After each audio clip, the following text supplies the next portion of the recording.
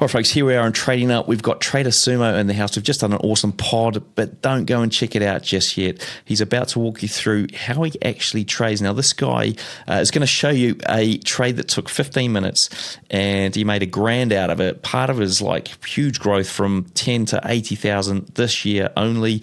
So, Trader Sumo, I can't wait to see how you did it. Let's dive in.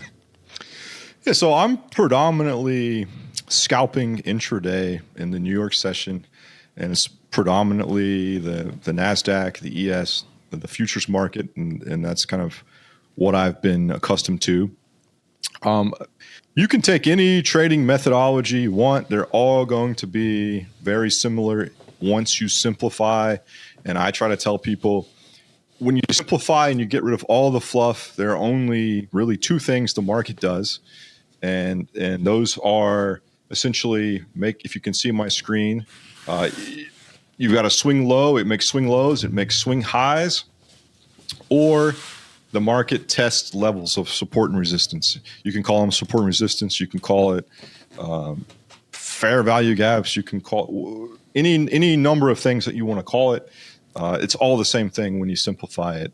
And then also in the process of making new swing highs and new swing lows or testing those levels, you end up getting things that you probably everyone have heard called trends.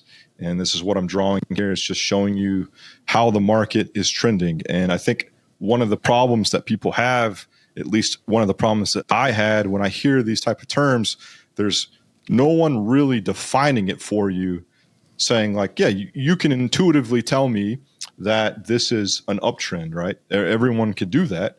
I think the issue is, how do you define what makes it so?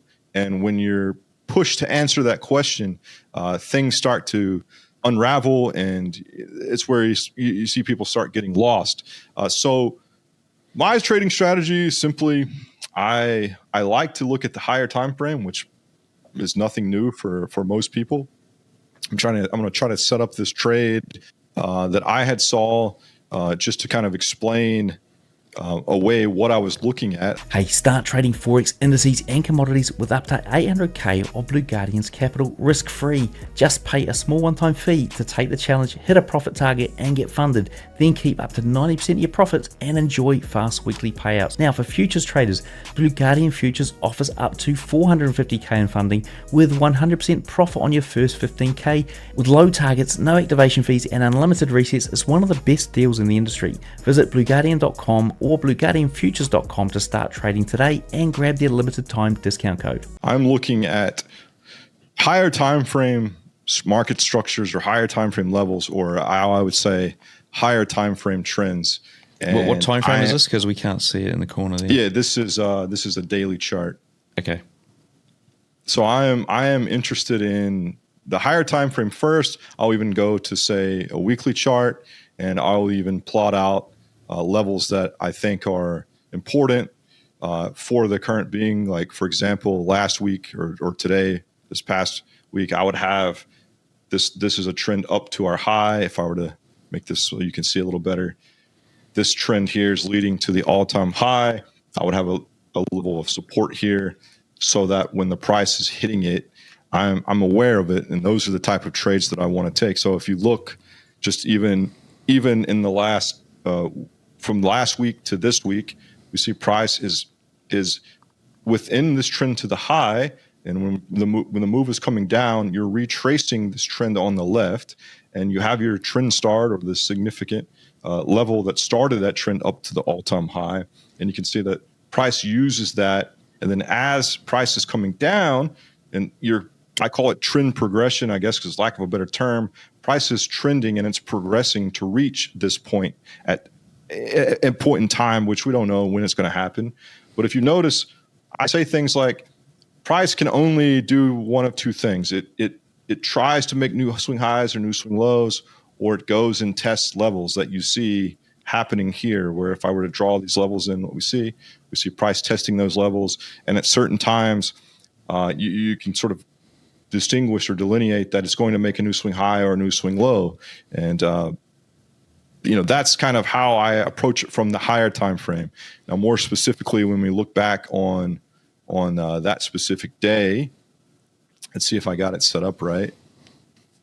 If I pick the right level, we can see when we were looking at that day, the low of the day was right into that daily level that I was interested in. So when I'm coming to the market each morning and I'm trading intraday, I'm also aware of this idea where I'm looking at the market has made a swing low. Remember, we said markets make swing highs and swing lows, and then there's a progression leading back to either do what?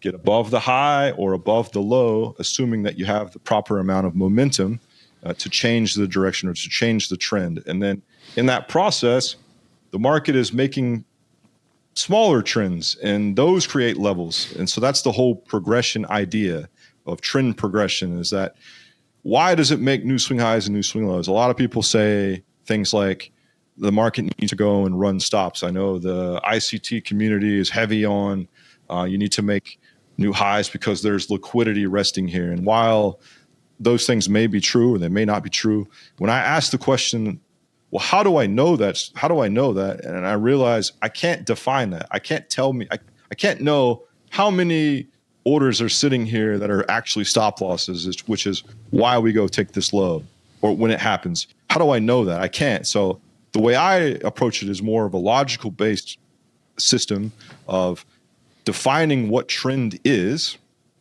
which is, like we said, all of these small inflections that you see in the market. And then once you define what a trend is, now you can start plotting levels based on those trends. And I like to use the opens and closes of candles because if you think about the daily chart, in the morning when the market's open, it's where you get the majority of the volume. It's where the most trading happens. And then again, at the close, typically, of close of day or close of business is where you see all the volume come in and the market closes. So just using that train of thought and that sort of logic, I think it's better. You typically get stronger, more accurate levels using opens and closes of candles based on trend. So does that make sense so far? Are you following how I'm putting that together? Yep. Okay. And is that why you've got that like, oh no, sorry, ignore that question. Okay. Yeah. So in this particular day where I make $1,000 or whatever, I've kind of got some stuff plotted here that I don't have on the chart as I'm walking you through, but you sort of see the same sort of thing. This low around 96, and I might not have it perfect as I'm plotting it, but it's pretty close. I'll call 82. That's close enough. In my mind or in my preparation that day, I'm thinking there's a daily here, and I see the price hit that daily, and we'll go to the 5 minute. We'll work our way down to a more intraday setting, and I'll go back and we'll scroll and find that specific trade setup that I was looking at, which I think is right in here. So if this is that daily we're looking at, and I see prices coming down into it, and remember, we're thinking about this is all Globex. Globex, if your viewers aren't aware, you have the real-time session, which is the New York session in the futures market, and then you have the Globex, which would be the Asia, the London, everything else after hours. And so, or the pre-market would also be considered Globex. So all of this, if you look at the time, you can see it's before 9:30. So this is all Globex. And I'm looking at the progression of how the market comes down and tests the low. Now, I take things from traders 100 years ago, the ideas, the accumulation, the distribution, that process comes from Wyckoff and Dow theory, guys that lived 100 years ago. And I have taken some of the things that they explain, and I think about it in terms of like physics or things that I can logically presume or understand or observe. And my thought process is when you really boil this stuff down, you just have a bunch of sine waves. And all that's really happening is you're getting more market orders come in at the tops where they're slowing the momentum, and at the bottom. So like this whole accumulation process, when you just think about it, like in terms of, ancient traders 100 years ago, Wyckoff and Dow, it's this momentum exchange. And what's happening is levels are being created or being used when we're changing the momentum, and then the process trend is happening. And this is a way that I think you can easily see that. So the way I thought about this trade that morning is I noticed the market is opening. We came in and we basically made a low, and we're hitting around this daily level of support. And I'm looking at how did the market come down there? And I'm thinking, well, there's a trend here. If I were to maybe leave this in a way that your audience can see it a little better. But I have a trend down to this low, and this is basically just Dow theory with some modifications. But this is what I want to see is the market's rejecting, or it's pivoting away from that important daily, and I try to trade the first test, or the first time that price revisits that area is typically going to be more accurate, and you're going to get a bigger move usually. Hey folks, what a view behind me. I'm at Black Bull Markets headquarters here in Auckland, New Zealand. Speaking of views, you can get TradingView paid plans for free at Black Bull Markets, saving you up to $600 a year. That's right, get either the Essential, Plus or Premium plans absolutely free, and all you need to do is trade from one lot a month at Black Bull Markets. And you can also get a 100% deposit bonus for your first deposit up to $1,000. All you need to do is click the Trading Nut link in the description below. So basically the first time the market comes there and I see the market react, and it closes above the open or close here, the open of this swing down. So this is the trend or the leg taking me to the low. Price is closing above it here. So that's an indication that the market is likely going to reverse, and I have an idea of where it's going to target. And I know that generally speaking, the market is going to play all of the levels leading up to it until it makes a new high. And if I zoom out, there may be even higher highs over here that they eventually take out. And all the while I'm thinking about what can the market do? It only does two things. It makes new highs, new lows. It makes, if this is a high, it makes a new high. If this is a high, it makes new highs, etc. The same thing with lows. It makes a new low, it makes a new low, etc. The whole typical trending thing that most people learn is just, I think about it a little differently and I define it a little differently. And so what it allows you to do, or allows me to do, is I can come to the market, theoretically speaking, not every day, but let's just in theory, and I can look at and frame, I have a framework of what the market is doing, and I can take a trade relatively anywhere as long as I understand what the market is trying to do, or at least what I perceive it to be trying to do. So in that specific example, all I did was I noticed the market, and I'll just draw some levels so that you can, maybe when you have questions, maybe you can see, we'll color them yellow, and that you can sort of use to try to understand how I perceive it, what the market is going to do. So I'm thinking, how do I satisfy a trend? How do I satisfy this move down? Well, to satisfy it, I need to make a new high. Well, notice how there's a trend here that took me up. Notice how the market is testing that area, like almost to the tick. The same thing here. This candle, when the price pulls back, I would have the same thing here. I would have a level marked here.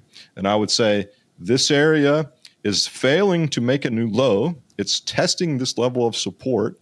Therefore, it's likely, if it holds, it's likely to come back above this high, because that was our former high, because the definition of trend is you keep doing the thing that you were previously doing. Are you following me so far? Yeah. Makes sense? So I can theoretically take a trade here. I can take a trade on all of these levels anywhere that I might find a level. I can take a trade, and I have an idea of what it's going to test or what it's going to target in a fairly short amount of time, usually. Now, as I progress, or as this trade progresses, it holds and we bounce, I'm now looking at this level, because this is how I came down to this low. And I'm just following this move down as we come up, right? Just keeping it very simple on lower time frame. I'm trying not to tie in too many time frames. All we had was this high time frame as sort of the premise to set this up. And then I'm thinking about it as in, okay, the market is gained. I say the word gain, or you could say reclaim. You could say that whatever you want to say, the market is closed above this level of significance. The market then closes above the next level of significance. And now I'm thinking there are a few other things that I can tie in. I can ask myself, well, if the price is coming to this high, how did I make this high? Well, I made this high by coming down from here. So I move from here to there all the way down, right? So when I think of it in a trend perspective, I have this idea that if the price manages to regain or reclaim this significant support leading to my high, right? If I reclaim this, which we see, or I gain it, or whatever you want to call it, I say the market gains this area. When it closes above here, I'm looking for a pullback, and I have structure in mind, specific levels. These two levels right here, because this makes a trend up to this high. So I have two levels here, which you can see the market plays beautifully. I'm looking at this and I'm thinking, okay, I think the market is trying to get above this high, or at least back to this level. I want to take an entry with the idea that I really don't want to lose or see the market trade lower than these lows, because these are basically the same area. And the reason why is because once I've sort of gained or I've reclaimed this area leading to this high, if I'm to continue higher, I really shouldn't be losing this. I should be holding this area, which is what they do, which is where you see me take this trade on this entry, this area. And I get in and I'm targeting this area or a new high. And I think I actually targeted the new high because I'm looking to the left a little bit, and I'm seeing that this is really where the move started from in that, in the after hours or in the pre-market overnight. And I think this was the highest high of this move down. And I'm thinking this is all a test of this. The market is testing this. So it's the same sort of deal. When the market pulls back, it tests it and it sets up the move to go lower when we're coming back. I've already cleared, if I think about it in terms of where traders are going to be, like some people like to think about liquidity. I say the word, well, if the people that were shorting here were already short, they're not going to still be there the next time I come up here, more than likely. When we're thinking over here, they've already gotten in. If they missed, they got in at these different times. They already shorted it. If I come back there, they're not still going to be there. The whole idea of traditional support and resistance, where people would draw this and they think that maybe they're going to just use this level over and over and over and, infinitely with no real sort of definition of how many times or whatever. I don't think that way. I think of, how do I satisfy the trend component? I have to make new highs and new lows. That's what creates trend. And I can show you, more examples of that just right here on the chart. The same scenario that played here when I got this new high, which we see the price does reclaim that and satisfies this move up. So now we're in a clear uptrend. It's the same sort of thing that I'm thinking over here. When price regains this area and we go higher, because this is how we got there, it's the same. It's the same sort of thinking. Like when we think about how did this form, and we look at it from this perspective. I have a low. Right, I have a level of significance here, and I see price satisfies trend. It gets lower than here, right? It's taking out these lows. Or if I'm thinking about it here, price satisfies trend. It takes out this swing low and makes a new swing low, and then it develops or creates a new level or a trend start when it's creating a new trend. And you think about it, it's exactly what I just said here, and you can compartmentalize it and go smaller and smaller. You have move down. Price is reacting off of some level here, maybe to the left that we can't see, and it's retracing this move down as it comes back up. And all it's doing is testing significant levels. So if I had a level in this area that is important, you see the first time it gets there, it fails. Well, what did they just do? They just created a new level here, and this move comes back and it tests this level for the first time. And now my expectation is, if this support doesn't hold, which we know in hindsight that it does, if it weren't to hold, I would think we're going to target a new swing low, which it doesn't. So it holds, and this is how you get chart patterns, a double bottom. It's all accumulation.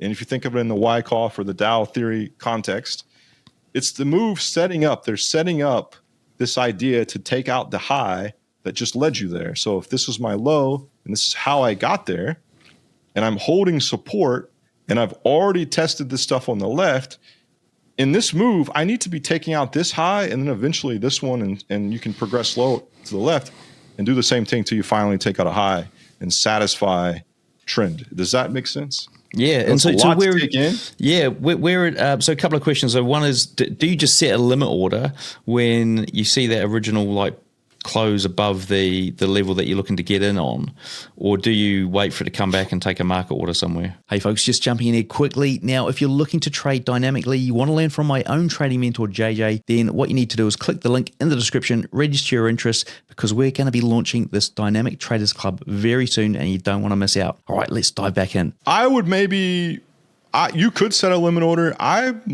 mostly market order these days, unless like the market is coming into, say, some sort of news, like the market open here. Maybe a lot of times you'll have news within the first 30 minutes of the day. I may set an order to limit order, but a lot of times I will just mark it in because if I'm confident in what I'm thinking and what I'm seeing and interpreting, I'm okay with just marketing in more times than not. I will use limit orders. Like you see here, this I think I marketed in, and I had a limit order set so that the market pops up there and takes out the high and satisfies this move back, coming back up, satisfying this trend down. It's easy to, you get filled and you move on about your day or whatever. Yeah. So yeah. And do you ever let trades run? Like, so would you ever take a partial or even like just even sort of manage a trade sort of as it's going in its right direction, i.e. not take it at that high? I mean, in what scenario would you do that? I think I don't know. I do that to some degree.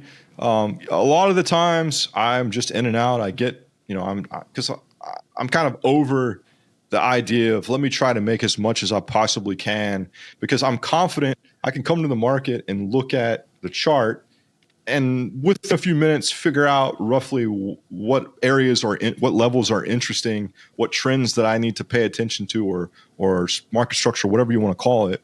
And I'm okay with, I can just go level to level. A lot of times I will just take a new swing high or a new swing low, because like I said, when you simplify everything, that's really all you're doing. If you get in like here, you're getting in on a level. You have some sort of entry criteria. If you're an ICT type trader, you have a million different. The problem like I have with them is they have like 50 different ways of drawing a level from whatever definition they have.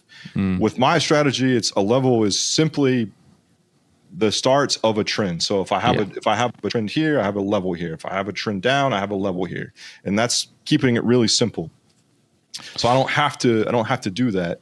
And because I can come to the market at any time, I'm okay with not letting it run as far as it probably could. And I know many times I'm going to leave a lot on the table. There are other days where I see a much higher time frame level, and I think that's where they're probably going to try to push the market to. I'm more willing to do that. Some of the bigger trades that we had talked about kind of offline, where I had. Actually, maybe do you want to show us that trade, that 3,800 one? That let me see if we can find it to get a comparison, and then we'll wrap that was from up. today. That was from today. Let me see. I think it's going to be. Let me scroll up. So this trade here was. Let me see if it'll load. Yeah, this trade here. I was looking at something kind of similar where. I had a higher time frame area which would have been this daily, and this red would be a 4 hour, where I'm trying to take a trade off of this area. And I think I actually took 2 lots here, and I took a first trade here, and then I took another one down here near the lows because I recognized this was another significant 4 hour level. And basically what I did is I closed that additional the add, so where I averaged in, I had 2 points of interest that I cared about, and as the trade popped initially, I closed half of it, and I just let the other trade work. And what I'm doing is I'm targeting. If you notice what you see, it may be hard to see these squiggly lines here, but that's the algorithm drawing trends. So it does it for me automatically, and you kind of see this area here, right? Like if this is a trend up and down. And so what I'm targeting is the start of that trend down, and I even say I want to see a W, because that's the double bottom, the accumulation process. And what you'll often see is when you'll see people draw patterns where they'll have like a wedge and they'll get caught thinking, oh, the market's making a wedge, it's going to continue lower, continuation. And a lot of times it does. I'm just tying in other time frames. I'm tying in the fact that I'm hitting a daily level of significance for the first time on that day. And as the market is opening, and I'm targeting, well, what's the next real spot that I care about? And it's up here. I ask myself, how did I make this low? Well, if I reverse and I go backwards, I made it from this high. Well, this is the level of significance leading there. And this is what I'm thinking price is going to do. And then I think I posted, I think I was like, I'm getting annoyed. And then here was how the trade progressed. It goes right to the area that we're thinking about. And that was a $3,800 trade this morning. Let's kind of go over what time frame was that on that you were looking at? The trade was taken on a 5-minute chart, but I'm using multi-time frames. I'm using the daily, and this was a 4 hour. So this is a 4 hour and this is a daily. Yeah. So I have two levels that are really important, kind of stacked within 50 handles of each other. And I'm thinking, okay, I'm pretty confident we're going to see a bounce in this area. So I'm willing to take a couple contracts and kind of scale in. And then to answer your question, you were asking, how do you sometimes scale in and sometimes not? And, sometimes I do, sometimes I don't. It just depends on what the market is looking like. And I suppose that obviously gave you a bit of confidence to hold that trade all the way up because it was a little bit further because you'd obviously taken essentially you'd taken some off the table, which covered the risk. Yeah. Gotcha. Yeah. I'm a fan if I have two levels that are interesting that I'm, that I would maybe take. Like, for example, if I were to, let's say that I were thinking about, for whatever reason, I wanted to get short up here, which I didn't take today, but let's just pretend. I might be thinking, and let's say we're here and we're coming up into this area to set up a short. Some of the things I would think is, well, how did I make this high? I made it really from this low, this area, and I can see that price closed below, and it's telling me that there's a good chance that the market is going to, when it bounces, if it gives me an entry, it'll probably reverse and at least take out this swing low because that's where it came from. And remember, the markets have to satisfy trend, at least for whatever reason. Why they do it, I don't know. But like you said, there's a logical progression that's happening and that you can, obviously code into computer language so that it can recognize based on highs and lows. And I don't know if this is just some underpinnings of how the markets work, how market makers are matching orders. I don't know. I don't have the specifics. I don't claim to know. And I'm okay with not knowing, but I do. Yeah. I recognize that this happens. And so again, it's sort of like the inverse of a trade that we were just showing, where I'm losing support here, meaning this is the support. You can see that the market tests it when the market bounces and it comes back. In my mind, the purpose of this test is to clear liquidity that would be here. And then they bounce on the first test and the same sort of thing. What can you do? You can either test levels, which has already happened here, or you do what? You make new swing highs. You can only do those two things when you really simplify. So if we've tested this area and we've already tested this area, what's the next expectation? The most likely expectation is you go make a swing high. Now, some people would say they're running the stops and they're manipulating the market, et cetera. I don't view it that way at all. I just think of logically what I can prove, like the things that I can observe where I don't have to add an additional narrative to or how many stop losses are here. Because the way my brain works, if I were to say that they're running stops here, I would say, yeah, they probably are to some degree, but I don't know how many. I have no idea. I can't quantify it. So therefore, I just throw it aside and I find something that I can quantify. And the thing that I can quantify is what? Making new swing highs and new swing lows, because I have them drawn here. It's already there. The chart prints it for me. Yeah. So talking about stops, I mean, where did you put your stop loss for those trades, or were those ones? I think I didn't. I think for this specific trade, I didn't have a manual stop, which is again like I wouldn't advise it if you're someone that's new or you're kind of just learning or you're not at that level of confidence. I wouldn't advise it. So I didn't have a manual stop. in that specific trade. Oftentimes I do, but like I said, in that trade, I was looking for the market for the first trade we talked about.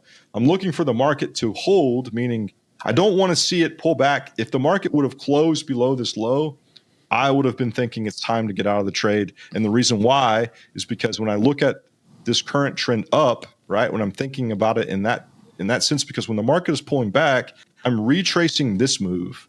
So this is my trend up, and then I'm also retracing. I can use this as context. So this is because what you'll see is like support and resistance are dynamic, but a lot of times as you're on a smaller time frame, they're dynamic, but they'll be slightly different. And it's just because you're making new trends as you progress. That's all it is. So I'm looking at this as an area that I wouldn't want to see the market close below. We never did, so the trade stays intact and we get our new high. Had a 5-minute candle close below this, I'm going to take some drawdown and I'm going to be out of it, because now I'm thinking, well, where did I come from? I came from down here. Well, here's my start up to this move. It's already been tested. The likelihood is, if it failed, the likelihood is we come down and we go take out that swing low, which I don't want to be dealing with if I'm trying to be long. So I'm always thinking, if you go ahead. If you recommended, like, so say there was a newbie trader and they were going, well, I want to place my stop somewhere, where would you have recommended that stop be placed? I would have placed, if I change it to red, I would have had a stop in this particular instance. And if I write stop, just so that you can see it, I would have had this as a stop, this low, because this is my structure, this is my trend leading that's creating all this. Like, I'm thinking about it in terms of progression. When the market is rallying, I'm trying to get above this area. And once it happens, if we just think about the idea of trend, right? You don't want to see the market stop doing what it's doing, because then it changes direction. If the market is moving higher, or let's say you're coming from this low and you're coming up and you reclaim this area, you want to see it hold and continue, right? Just basic stuff. So I would have my stop in this area. If you were to move it over here, you can see we got close, but not really. It's safe. Well, look, this is a epic breakdown. I really, really enjoyed this. Trader Sumo, what's the best way for folks to hear and find out more about you? You can find me tradersumo.com, or you can find me on Twitter or X. I think everyone's calling it X. I always call it Twitter still. X, TraderSumo1, the number 1. You can follow me there. Well, folks, what we'll do is hook up his show notes and the podcast video just below this one. So go and check it out. Whilst you're there, hit subscribe, like, and that notifications bell. And I think we're going to even record another one where he's going to compare one of my trades to what he would have done. So stay tuned for that.